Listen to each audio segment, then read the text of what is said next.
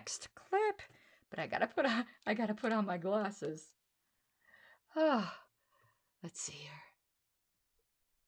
here. There's one argument I've been seeing in the last 48 hours, especially, I mean, on Twitter, but you see it a lot. And sometimes there's an argument that is so absurd that, or like it just doesn't add up, that I start to wonder what I'm missing because I can't understand how people posit it as a gotcha with a straight face.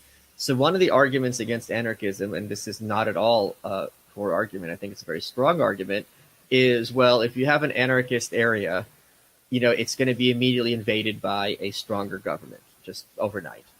And when I point out there are many countries on Earth right now, small countries that do not have a military, why aren't they being invaded?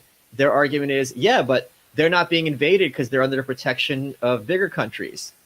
And I'm like, okay, but it's just because they're like, well, if you have this anarchist area, it's going to be invaded. Why isn't this one being invaded? Because it's being protected. It's like, why wouldn't this anarchist area be protected as well? Why, or the idea that it's impossible that it would be protected, and to the point where I genuinely don't understand what they're trying to prove when it's just immediately been demonstrated as false. Hey, Wayne, shut the door. No, I'm not done. What are you invading my space here? Boy, he does this to me all the time. Now, before I move on to the comments there, I wanted to show something in the makeup thing, because I do explain things with hooded eyes, what I don't think people understand. Okay, so if you look right now, it looks like I did a wing, right? Looks okay. Watch when I close my eyes. You'll see all of a sudden there's all kinds of area that's missing the black. So, you see? The black only goes up to here. That whole area there is missing. Why? Because that's my hood. When I close my eyes, this whole area of the lid comes over and hides my lid. You see? So it makes working with hooded eyes very difficult. So what women with hooded eyes then have to do is, you do as with your eyes open, but then you have to fill in the areas like this. And you'll see I'll be doing like a whale tail. It'll look like a whale tail on the back of the car when I have my eyes open. But let's continue actually with what he said. Very, very good point. And I'm having this argument, and I didn't even want to have this argument. I posted a joke meme. And the only reason I posted the meme is because I was looking for a different picture and I came across this and I said, haha, I haven't posted this in a while.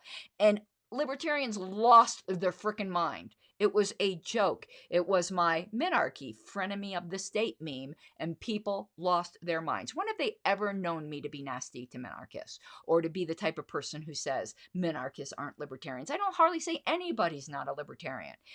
Why would you take that, knowing me and the context, as offensive rather than as a joke? But in fact, I actually think that's not even offensive if I was an offensive person.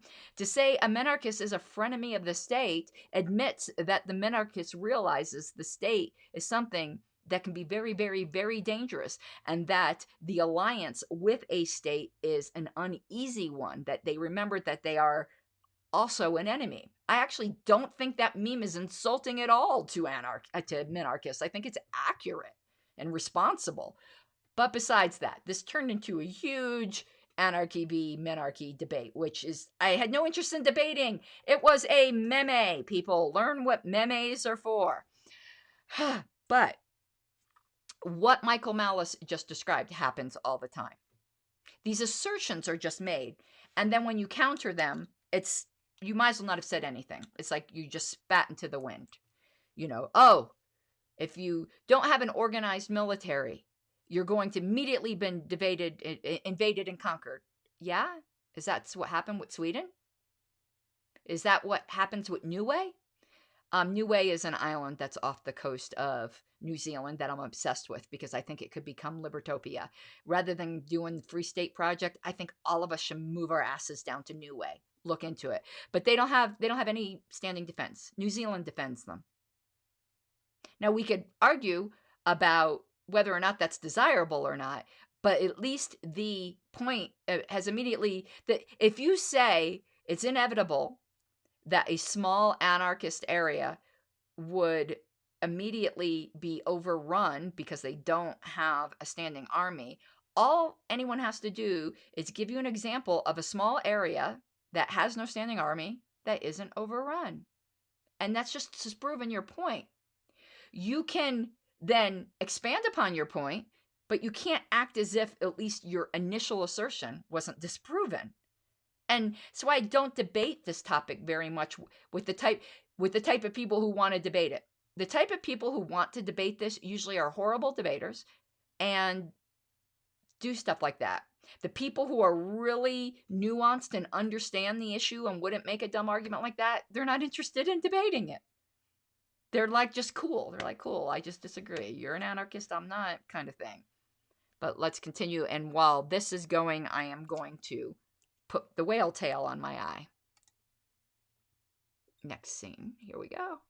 Yeah, yeah. Well, there's just a lot of, in the same sense as the example before, when people go, well, if you really pick at it, what you're taking as a given is that the state is there protecting you. But that's a big jump to just take that as a given. And what you're taking as a given here is that the military is actually there to thwart off invaders. But this isn't really, I mean, I'm not suggesting that never in history has a military been used to do that, but it's not as if this is something that's happening with regular occurrence. Right. That militaries are just, fighting off invading forces. I mean, like, there certainly are a lot of examples of states invading other states. But the truth is that it's not exactly clear that a centralized government does a better job at repelling these invasions. I mean, look, Afghanistan isn't even really a country. Right. We just think of them as a country, but most people in Afghanistan don't think of themselves as a nation. They think of themselves as whatever tribe, whatever little sect they're a part of. They don't think of themselves as all some random warlord in Afghanistan doesn't think of himself as under one nation with the Taliban. And they've withstood 20 years of us invading them, and we're about to hopefully leave in defeat, whether we admit it or not. It's not clear at all. On the other hand, France in the Second World War was a very strong centralized state, and they just freaking went down like that when the Nazis invaded. So I mean, it's one of these things that's asserted but not really thought through. That whatever. And also, if you're going to make the argument, well, if someone's providing security for you, that therefore they're de facto your government, it's like if someone's my chauffeur or my bodyguard, they're not my president, and no one thinks they're my president. So it's just I'm trying to understand their perspective on this, and I'm falling short, to be honest. All right. Yeah. Well, we'll keep trying. Maybe we'll bring one of them on to debate us on this at some point. But I don't even need a debate. I don't even understand. Just want to know what the argument actually is. If you're saying that a small area would immediately be conquered, and I'm giving you examples that are counter examples to what you're claiming, and you're still maintaining your position, I don't know where to go from here. Okay, so you can drop my glass so you can see how I fixed the whale tail. So if you ever see anyone whose eyeliner does a weird thing like that, that's because they have hooded eyes. And hello, Julian. Though I don't like using liquid eyeliner for this. It kind of it's a little skippy and sketchy, but whatever. Yeah, I thought all of those were excellent points that they made. Yeah, I want to see comments. Let me find here.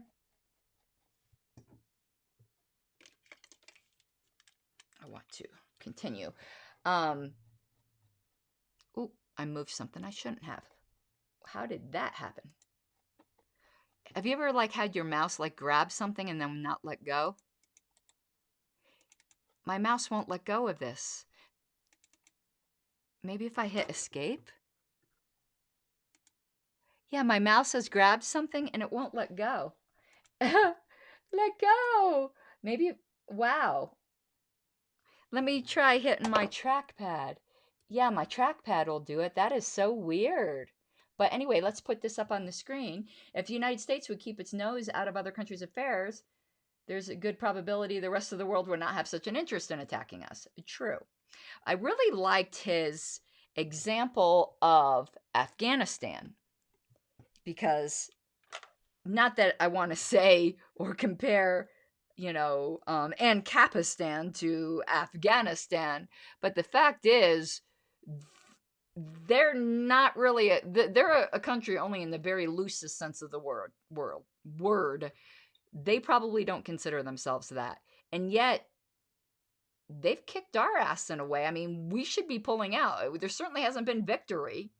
So this idea that a small anarchist area, which by definition would be heavily armed and very oppositional, would just be conquered, is also it's just assumed without evidence.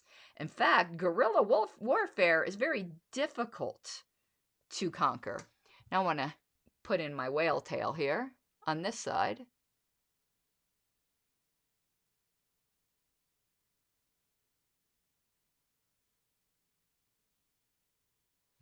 And then this little pink thing I was holding up before is a fan I used to dry so that it doesn't, get all icky. Next clip.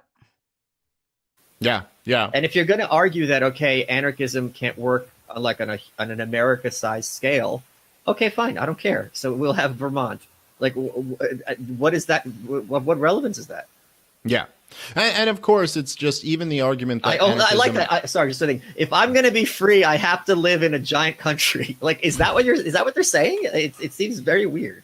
Well, there is. It's funny, man, because this is something that we deal with all the time as anarchists. But there is a tremendous bias toward the status quo. Sure. It's just one of the so people, particularly in America, really do have this feeling that we've got to be a giant big country. I mean, because we're a giant big country, and how could we not be? I mean, what if we were just like a smaller country? Then we're not America anymore. Then it's not this thing. Okay, you got me now. Yeah, sorry about that. I hit a wrong button. Burp. My problem. So let me continue. They somewhat downplayed something that I wish that they didn't, where, it is true that in talking with people, they automatically assume that, like, Ancapistan or Libertopia would immediately take the same exact geographic area as occupied by the United States now. And they rightly say that that's just not possible. I think we're starting to prove it's not possible for us to have this Franken system we have now in this large area. I do think it's inevitable, unfortunately, but I hope it's peaceful, that the U.S. is going to break into smaller areas. The fear on it, it's not going to be peaceful. Very rarely is. But we should know that as libertarians because it's too centrally planned. But I think they somewhat downplayed the reason for this, as if the people are just enamored with bigness for bigness's sake. And that's not it. I think they downplayed the importance of a national identity, because immediately what these folks are thinking is, I'm an American. These are other Americans. You're saying that I wouldn't be able to be with my other Americans anymore and they'd be something different. But they're Americans. We're a family. And I don't think they properly took into perspective here in this argument the there is good tribalism. The good tribalism, the sense of kinship they feel with fellow countrymen. That your reality when you're saying to them, yes, in my perfect world, we would be split up into smaller chunks. What they're hearing and feeling is, you want to break up my family. And I think we do wrong to downplay that. You gotta take what you're given, that's how we live it. Don't be mad at the system, it's simply how we've existed. I hear a lot of people talking like they politicians and choose to be an accountant because it's safe in the business, not because they want to